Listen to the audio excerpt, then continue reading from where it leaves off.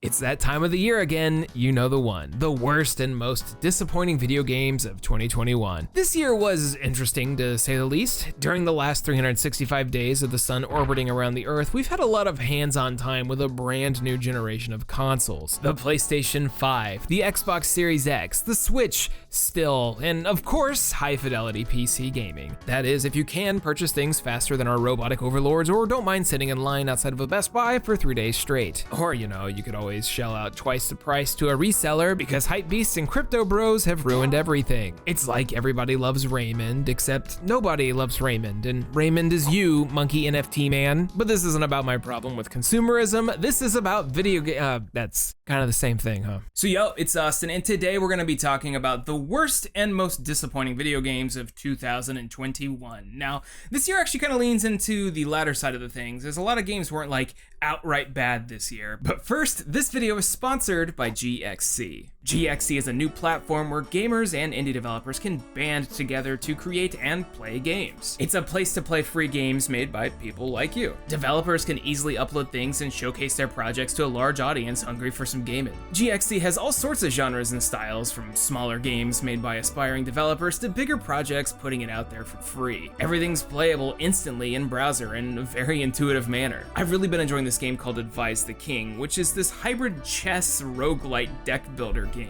So you got like the king, and then you get cards, and you can tell them to move, and you have to avoid other pieces and, you know, the chess style formations, and it's pretty awesome. This is the kind of game I would normally buy and sink a ridiculous amount of hours into, but on GXC I get to play it for free. And I feel the same way about BlastNet. This game rocks. There's tons of games to pick from, but if you're unsure of what to play, there's leaderboards and trending tabs that'll tell you exactly what other people in the community are playing. And the kicker for all you point heads out there, there's a challenge of the week. Every week, GXC has one of their free games put on center stage where there's up to $1,000 in gift cards up for grabs. This week is Minivania Plus, so go check that out. GXC is completely free, and you should check it out exclusively on Opera GX, the world's first browser for gamers, which is also free. I actually swapped over to this browser earlier this year because it has a lot of system functionality I like, so make sure to check out the description and download the link below to start playing games on GXC today. But for now, back to the video. Okay, so right off the bat, 2021 was not that bad of a year. Compared to recent ones, there were no glaringly awful games for me to bring into the fray and subject myself to pain with. Oh, and to get this out of the way, blah, blah, blah. Balan Wonderworld, blah, blah. Watch this nearly 40-minute video I already made on it. Yes, I read the novel. The fun part about this video is that I get to play some truly awful PlayStation 5 games, and yeah, those already exist. The sad part about this video is that sometimes you might be excited for a game, and then it ends up being extremely disappointing. These are the ones that hurt the most in 2021, and believe you me, you might feel it too. As always, I'll try to stay away from the small indies because punching down is lame.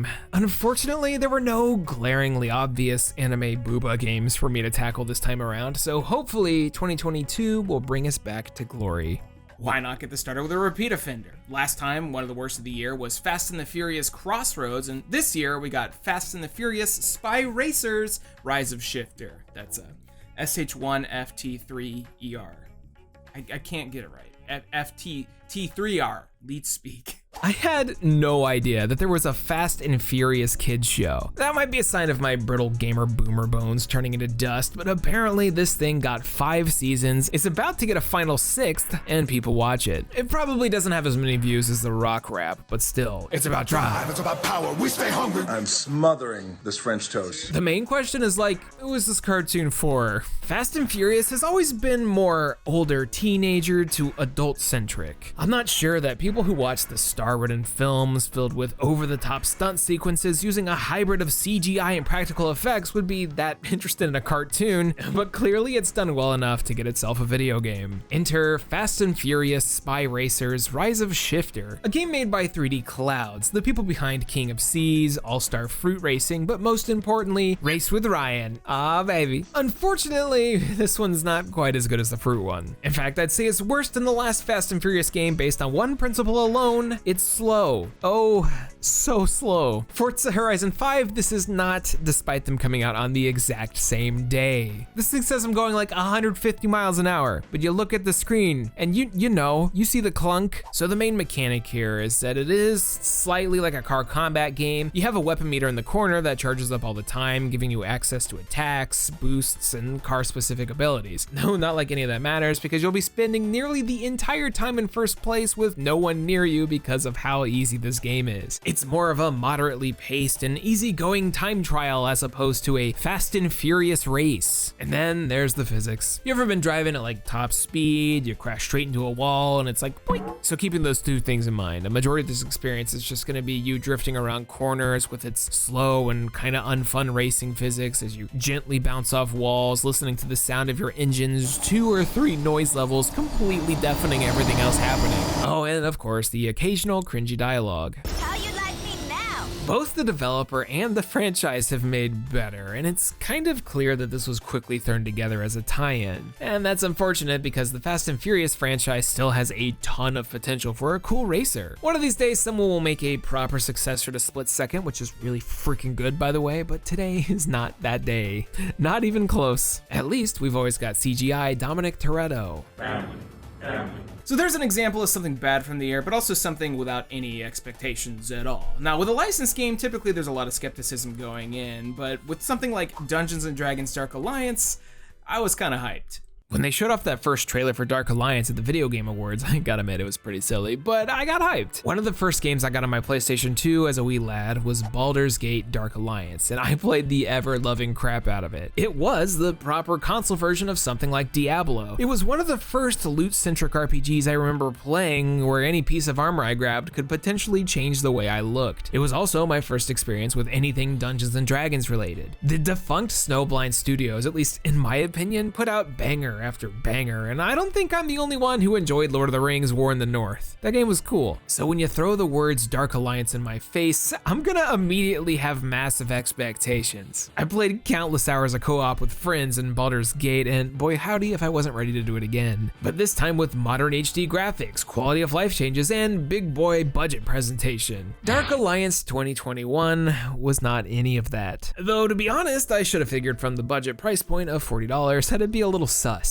That and the trailers that came out closer to release focused more on showing influencers reacting than, showing the dang old video game. And anytime it briefly cut to gameplay, it was like, oh, that doesn't look right. Well, I hope uber janky, glitchy Dark Souls inspired action games were on your bingo sheets for 2021 because Dark Alliance is all of that and more. Confusing to use interface? Check. High budget looking cutscenes going directly into something that looks like a Launch 360 title? Check. It's weird how unresponsive your character's movesets feel, especially when you play online. You ever destroy a box and then it explodes a whole second later? It's good stuff. The biggest problem here is that Dark Alliance is like 80% of the way there. The groundwork for something really cool is here, but all of the systems feel stiff and like they were trying to mimic other games instead of make something original and neat. There's a bit of love towards D&D with the short rest system, but that's completely overshadowed by the fact that all the loot you get isn't shown to you or put into your inventory until after an entire level. It'll just be like one common warhammer, and then when you want to hot swap to whatever it is, like in any other video game, you can't. Dark Alliance is so close, yet so far, and that's what makes it super disappointing. And to top that off, in a surprise move, Interplay decided that they were going to re-release Baldur's Gate Dark Alliance for modern consoles. Yeah, the one that I like, except it was for $30 for what is essentially an upscale with no additional features. That also means no online, which to me, to be released in the middle of an ongoing pandemic is completely baffling. It's essentially just a way to play on modern consoles.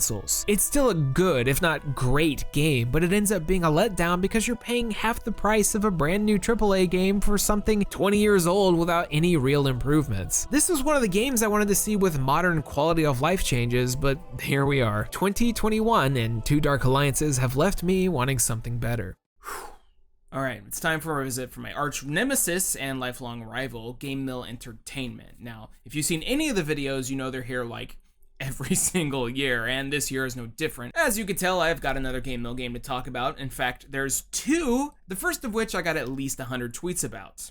You know I'm talking about Nickelodeon All-Stars Brawl. The cycle continues. For some reason, anytime Game Mill announces another Nickelodeon game, people get really hyped about it. Sure, it's not Nick Kart Racer starring me, as I mentioned last year, but it is another yearly licensed game tossed into the wild by the Video Game Mill, and I can't help but think that this is gonna be a pattern. I do have to say, this is not any fault of the developer Ludosity. I've actually thoroughly enjoyed a lot of their previous games. It'll Do and Princess Remedy are pretty solid, and I've talked about Slap City before. It's a fun little Smash clone that had a lot of potential, so it makes sense that Game Mill would recruit them to make a Nickelodeon Smash clone. But once again, in what I can only assume is in part due to the cheapness of Game Mill, Nick Smash completely lacks any soul. It is ridiculous to me that a video game in 2021 starring a ton of the more popular cartoon characters from the last 30 years does not have any voice acting at all, or even any grunts. How a video game in 1992 for the NES can have a digitized voiced clip of a Teenage Mutant Ninja Turtle shouting, but this has absolutely nothing is mind-boggling. Even weirder to me is the hype machine that generates around words like rollback netcode from Hungry Smash fans. If you want my opinion on the matter, I think that Nick All-Stars Brawl is about the same level of quality as the previous two Game Mill games, maybe slightly less. There's hardly any features in the game itself. There's like an arcade mode that'll unlock pictures to look at in a gallery. The characters have no unique dialogue with each other. They just kind of say a thing, and a lot of the physics are completely broken. You missed the ledge? Don't worry, just teleport.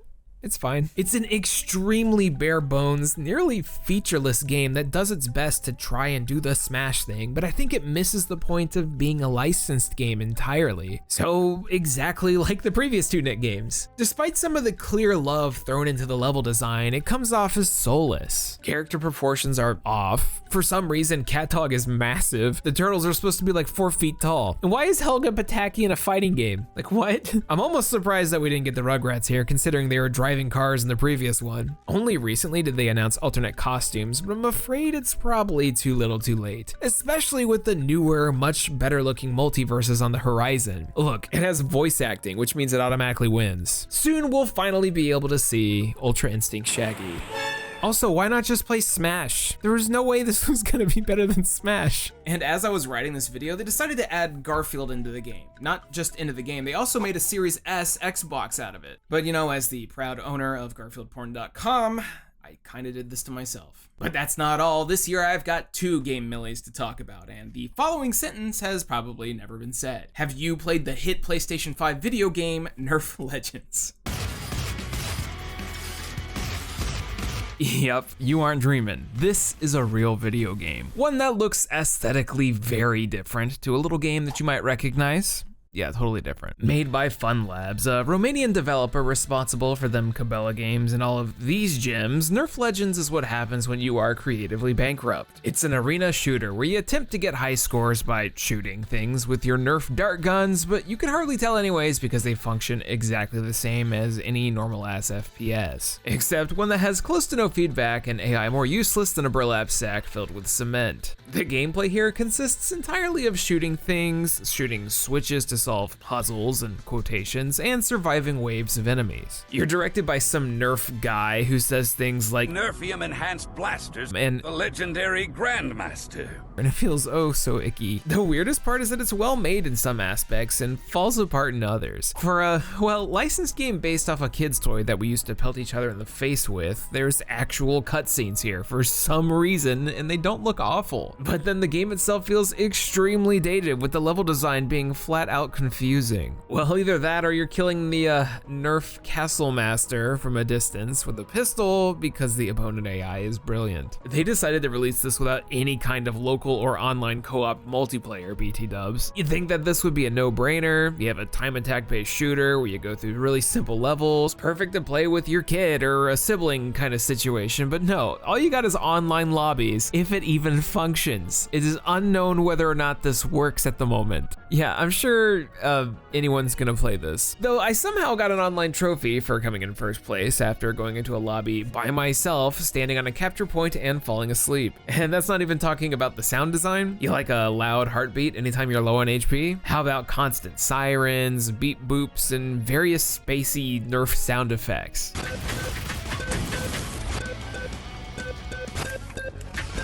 The physics don't make any sense, the game is glitchy, the levels are super confusing, but hey, at least we got menu options that'll make sure to properly inform you of what to do. Press triangle to continue, or press triangle to continue. For some reason, if you press square in the lobby, your character like glitches forward to the destination. DLC coming soon. I hope not. Nerf Legends is awful, and that's just what I expect from Game Mill Entertainment. Next up, let's just keep rolling with the first-person shooter thing. I think this one's kind of just for me, really, but one of the biggest disappointments of the entire year was Halo Infinite's multiplayer, specifically the free-to-play part. Saying that Halo Infinite is a bad game is an objectively incorrect opinion. 343's take on Halo has some of the tightest gunplay and best map design the series has ever had. Any second I'm playing this game the way it's meant to be played, I'm having a great time. It's just when you reach the results screen that it hits. Frankly, the progression systems for Halo and all of its unlockables are awful. They have somehow managed to take a really fun game and drop the oddball into the abyss. So we've got a battle pass for Prague, which is standard these days, and while it's better than loot crates, I personally just miss being able to unlock stuff, like, naturally. Anyways, you rank up the battle pass with XP, 1,000 per level. The only way to get XP currently is to do challenges. And at least as of me writing this, I think that's ruined a lot of the online experience. Despite forking over $10 to the battle pass, unless I clear a very specific set of challenges, I'm not gonna be leveling up very quickly at all. They made a hotfix on the XP system, making it so you're guaranteed a level if you play 6 matches a day, but online matches,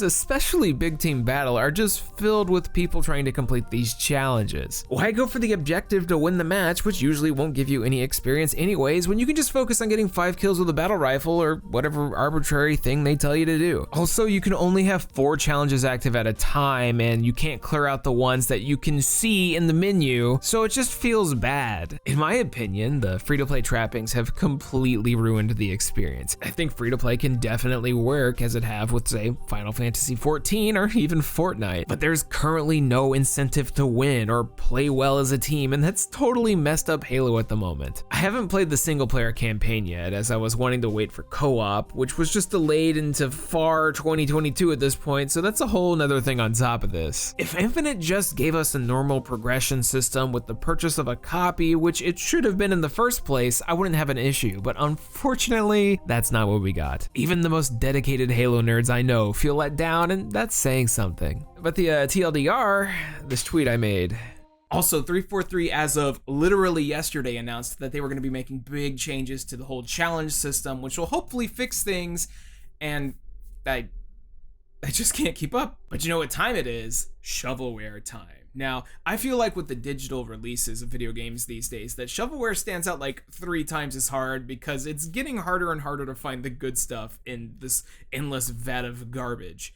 But I'm gonna talk about some shovelware. Lately, it seems like console digital stores are becoming more and more like Steam Greenlight, where anyone can throw anything onto it. Shovelware isn't just physical anymore, and that's no more evident than it is with something like Lady in a Leotard with a gun. 50 cents, totally cursed looking, and definitely only existing to take money from a very specific subset of gamers. Achievement hunters. People who will buy anything with an easy platinum. This is new shovelware, spelled N-U, because times have changed. But one of the bigger breakthroughs I've seen on the shovel front have been the almost weekly releases from a Breakthrough Gaming. This company made a bunch of games years ago, all Christian themed with Bible verses all over the place, and I'm not gonna get into that, but they split these old games into a bunch of 99-cent things and released them in multiple regions with multiple platinum trophies. You got ZJ the Ball and all of its levels, each individual games, Zippy the Circle, and don't forget skateboarding, all part of their Bible video game Sundays. I'm not really sure about these anime chicks in Bowling Story 1 though. Why is the resolution of the characters so low? They're like GBA sprites. The games themselves are all around the same or much lesser quality than an old school Game & Watch, but no harm, no foul. If these people can only make a few bucks off of people who only care about an arbitrary number on their profiles, good for them.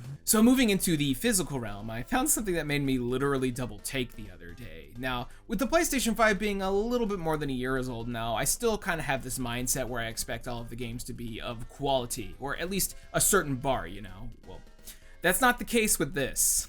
I'm not sure why this exists. Apparently, this is a German franchise called Morhan, and it's been going on for years. I don't know why, but there's at least someone out there that loves this little chicken, shooting him or doing other things with it. You've got Morhan Kart, Morhan Pinball, Morhan Mahjong, Morhan Atlantis, whatever that is. And even as recently as this year, there's Morhan Kart 2 on the Switch. This is a Switch game made in 2021. But the thing I picked up in store is Crazy Chicken Shooter Edition Remake, an HD version of the point and shoot chicken game that we all know and love and remember. This is pretty much all we got here. We'll be done with the entire experience in like 15 minutes. The weird part here is this little GS2 Games logo in the corner of the box. This is a newer publisher, I think. They don't have a Moby Games page, and their website has no information or any character at all, but I do know they're responsible for easily the worst box art of 2021, Terra Trilogy.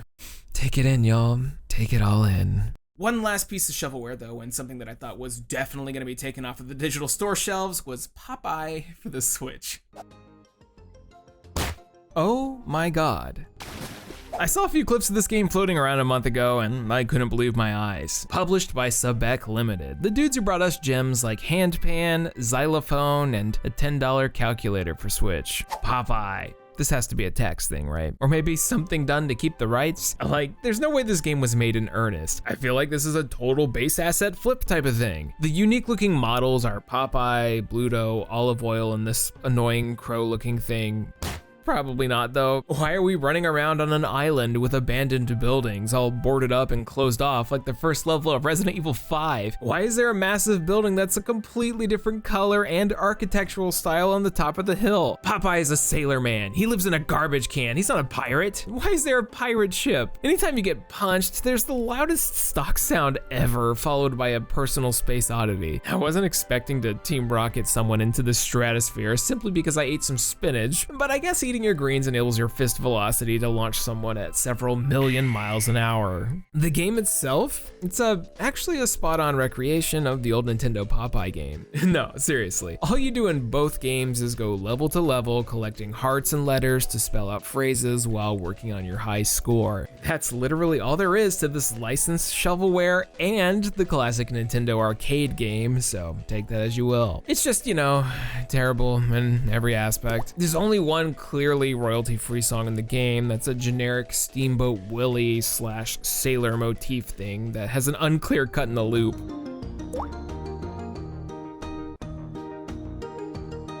I wasn't able to recreate some of the hilarious glitches I saw online, but I did manage to make it far enough into the game to see the frame rate drop to like sub 15. So it's basically a normal Switch port. Hey, I don't know who this is for. I got nothing else. My brain hurts. I've got one more big game that I want to talk about, but I do want to run through a couple of games that are bad.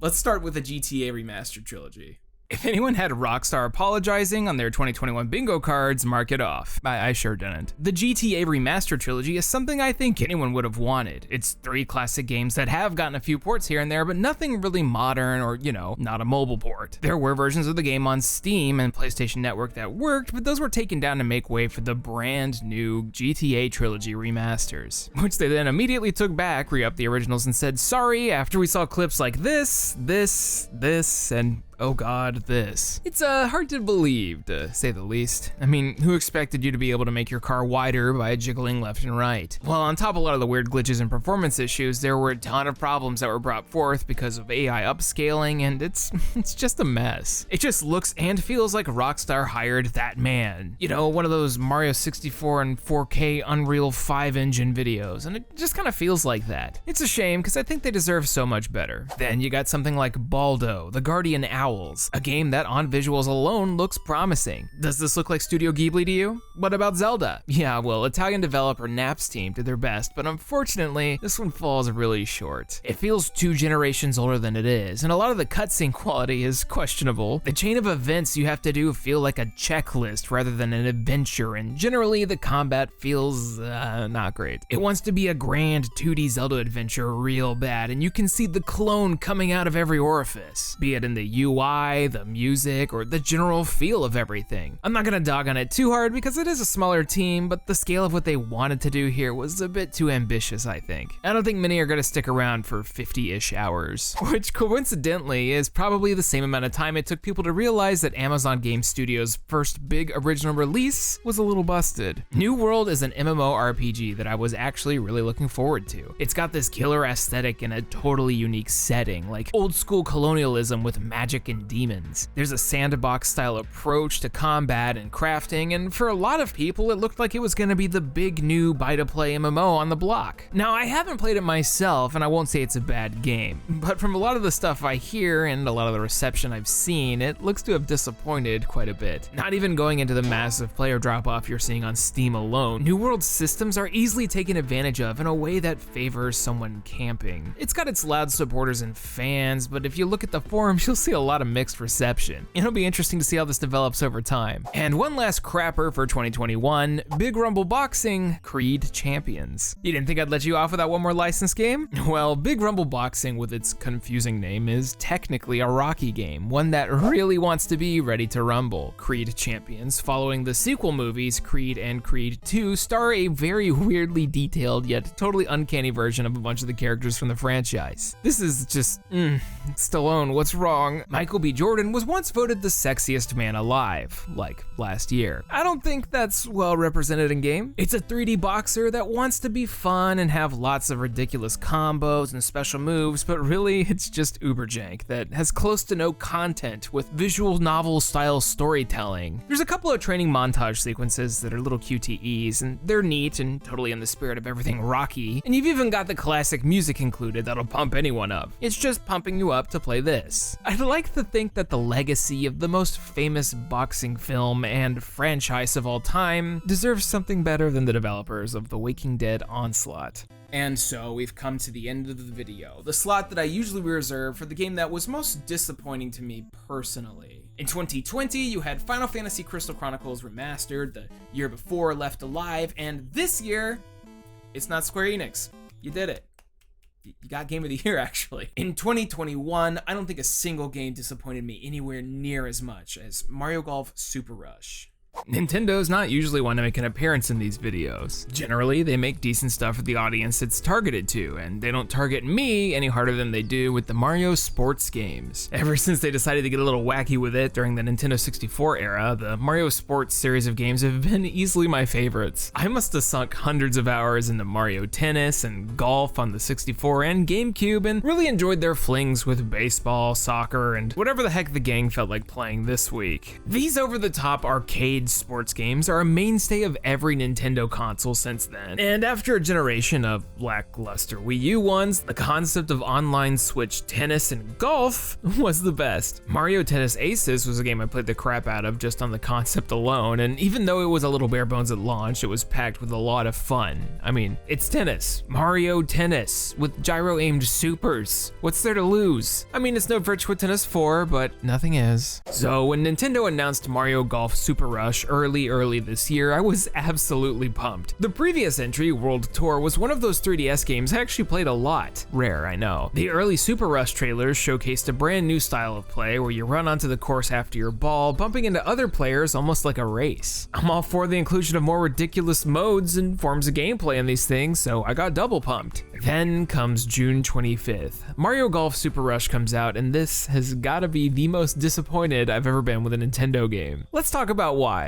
Live games, or rather the whole concept of modern gaming these days. Starting with the Switch, Nintendo got really into the idea of piecemealing a game out. A lot of things they released in the last few years have shipped with a lot less content than you'd normally expect from something like Nintendo. And Mario Tennis Aces had it bad, and notably Animal Crossing did as well, but Super Rush has to be the biggest victim of this. Day one, this game released with a very small handful of courses, hardly any side content, and a main story RPG mode that was a huge letdown. The single player adventure in the Game Boy Color version of Mario Golf was one of my favorite aspects of that game. It was this cute little thing where you picked a character, you could power them up and play with them in the Nintendo 64 version with the transfer pack, and you just golf to your heart's content. Classic Mario Golfin'. However, Super Rush's RPG mode decided that it was going to spend a majority of its time not letting you play golf. Enter the new mode, Speed Golf. This is the most predominant thing that you do by a long shot, and frankly, I kinda just wish I could play the game normally. December 2021, and this game has a lot more content, modes, characters, online options, and everything, but the week that the game came out, there was just not much you could do. All of the launch courses are very cut and dry and lacking that,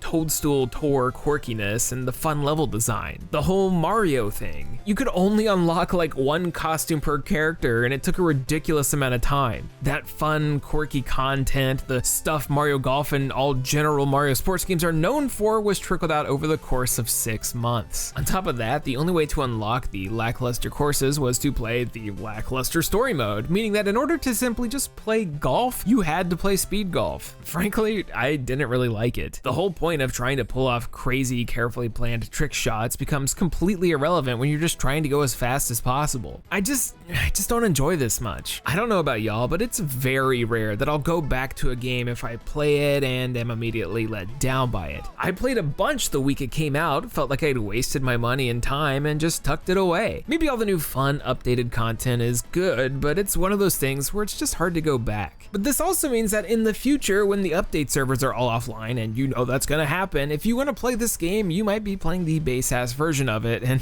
I don't think that's gonna hold up well at all. The worst part is, the golf itself is good. Hitting the ball feels good, and the new mechanics feel good too. It just took a long time to allow you to do the thing. Considering that Nintendo is moving into using their subscription plans with the Expansion Plus NSO thing as their main business model, I can only assume that we're gonna be seeing more stuff like this. And that sucks, man. Nintendo, just put Toadstool 2 on the eShop and I'll never ask for anything again. Except maybe another F-Zero. Okay, bye. And there you have it, my worst and most disappointing video games of 2021. The yearly video that keeps on giving, and you guys keep watching. Which is fair, because, everyone likes to watch someone suffer. Now, obviously, I didn't get to play everything this year, so if there's something you think I blatantly missed, please drop it in the comments. I would love to. Well, I'm probably not going to check that out, actually. Anyways, I've been Austin, and this is not the last video of the year. I got like 2 or 3 more, probably 2. And catch me next time when we talk about a trilogy of games.